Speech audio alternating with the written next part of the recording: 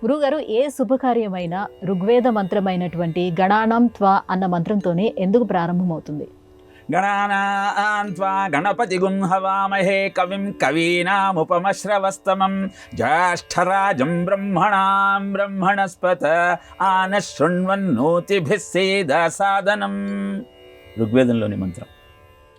ఏ యజ్ఞానికైనా మంత్రము, దేవత, ద్రవ్యము, క్రియ ఈ 4 కావాలి.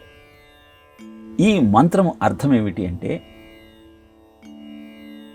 మా యజ్ఞానికి నిన్ను ఆహ్వానిస్తున్నాము, రావయ్యా జ్యేష్ఠరాజా. అద్భుతమైనటువంటి యజ్ఞక్రియ సక్రమంగా సాగాలి అంటే ద్రవ్యశక్తి, మంత్రశక్తి, దైవీశక్తి, క్రియాశక్తి ఈ 4 సమాహారంగా అది కొనసాగాలి. దేవతలకు, మంత్రములకు, ద్రవ్యములకు, కర్మలకు రాజు ఆ జ్యేష్ఠరాజు. అందుకే యజ్ఞాన్ని ప్రారంభించేటప్పుడు ఆయనను ఆహ్వానిస్తాం.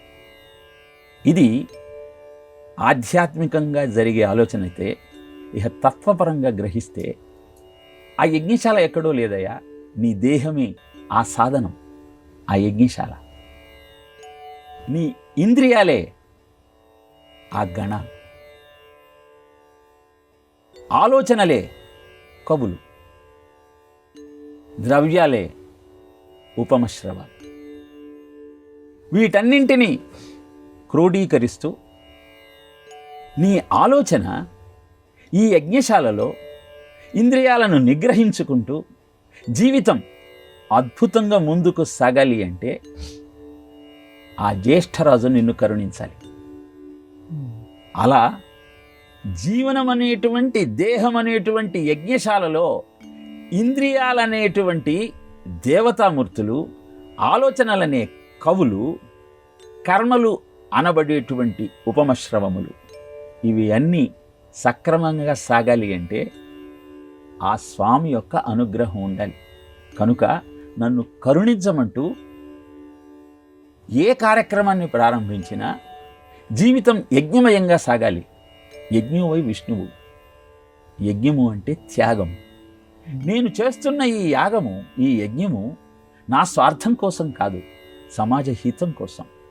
ఎక్కడైతే యజ్ఞ ప్రక్రియ కొనసాగుతుందో అక్కడ ప్రకృతి పునీతమవుతుంది. ప్రజలంతా ఆయురారోగ్య ఐశ్వర్యాలతో వర్ధిల్లుతారు. దేవాన్ భావయతానేనా తే దేవా భావయంతః పరస్పరం భావయంతః శ్రేయః పరమవాప్స్యథ. భగవద్గీత కూడా అదే చెప్తుంది. దేవతామూర్తులను యజ్ఞయాగాది క్రతువుల ద్వారా ఆరాధన చేసి వారి ద్వారా మన కోరికలను నెరవేర్చుకొని తరువాత కృతజ్ఞతాభావంతో వారిని మళ్ళీ మనం ఆశ్రయించగలిగితే జీవితం యజ్ఞమై, తపోమయమై, జ్ఞానమయమై అద్భుతమైన ఆనందంతో ముందుకు సాగుతుంది. అలాంటి యజ్ఞయాగాది కర్మలన్నింటికీ మనం స్వస్తి చెప్పాం. నిత్య నైమిత్తిక కర్మలను మరిచిపోయాం.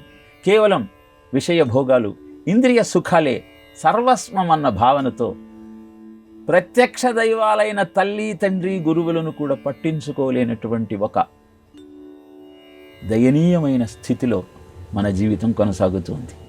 అందుకే శుభకార్యాన్ని ప్రారంభించే ముందు ఆ జ్యేష్ఠరాజును తలుచుకుంటూ జీవితాన్ని యజ్ఞమయం చెయ్యవయ్యా, నా ఆలోచనను సంస్కరించు, మా ఇంటికి రా, తిష్ట వేసుకొని కూర్చో, నాలో వస్తున్నటువంటి ఆశ్రయ ఆలోచనలన్నింటికి స్వస్తి పలుకు, ధర్మ మార్గాన్ని నాకు ప్రబోధించు అని ఆయనను ప్రార్థిస్తాం.